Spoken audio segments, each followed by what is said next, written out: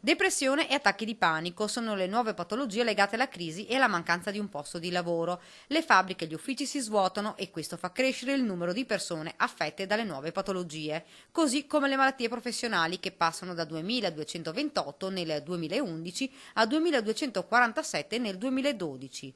Gli infortuni nel Veneto hanno invece avuto una flessione rispetto allo scorso anno del 10%, raggiungendo il 30% nel quinquennio, un dato positivo influenzato però proprio dalla crisi.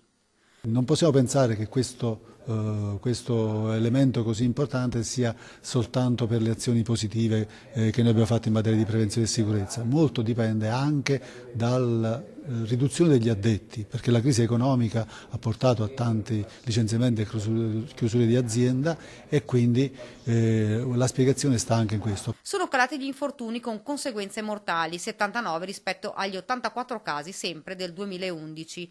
In questi 5 anni è stato fatto molto sulla prevenzione e sulla sicurezza nei posti di lavoro ed i risultati non sono mancati. Diminuiti gli infortuni denunciati che sono passati da 81.281 a 73.225 con un meno 9,9%. Rimangono a rischio ancora alcuni settori. Abbiamo l'agroalimentare, tutta la parte relativa alla metallurgia, il settore del legno, l'edilizia e i trasporti. Questi sono i settori maggiormente colpiti. Infine in Italia negli ultimi 5 anni le denunce per patologie legate alla professione sono quasi raddoppiate, nel Veneto sono aumentate del 14%. Di strada da fare ce n'è ancora molta, ma per vedere se effettivamente i dati rimarranno positivi bisognerà attendere tempi migliori e la fine di questa crisi.